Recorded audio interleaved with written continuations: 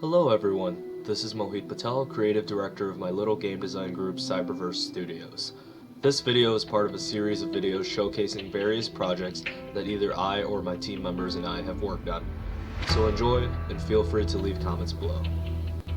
Hello and welcome back everyone. Today we will be talking about Batman Arkham Begins. I'll try to keep this developer diary relatively short because I'm not actually showing the game in this developer diary because I am uploading a video alongside this that has a full walkthrough of the game.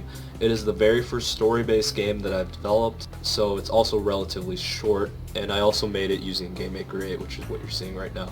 In terms of what I'll be talking about the stuff that went behind making this game. So what you're looking at right now is one of the opening sections of the game, and this is just a 2D representation using sprites, etc.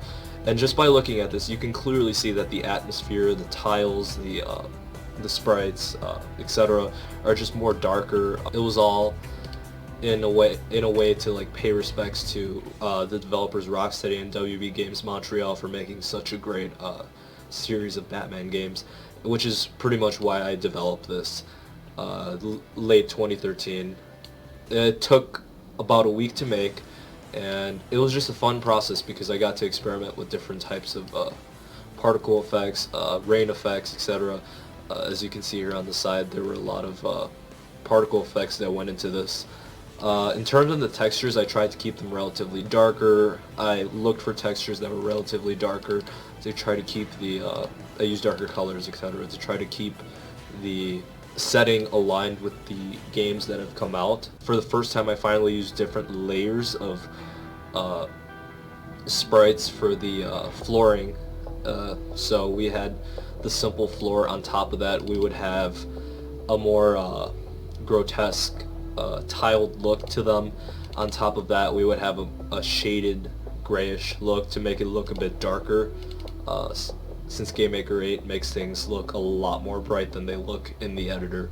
And then puddles on top of it, since it was a raining environment. And then on top of that, we would have like sort of leaves and stuff that I drew out. Not very good at drawing on the computer.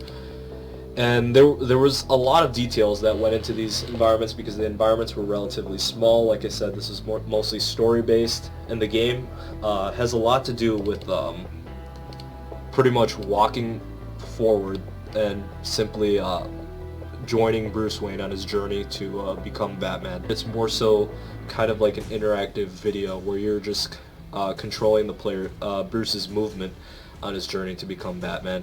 So it's something that I very much enjoyed working on because I got to use timed effects in the game. I even made subtitles.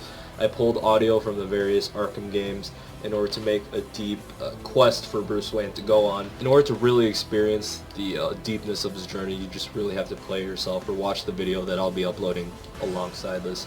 So at this point, I'm going to stop the developer diary, and I hope you guys enjoyed seeing everything behind this game, and I hope you guys check out the game. It's available to download, or just check out the video that I'm uploading alongside this.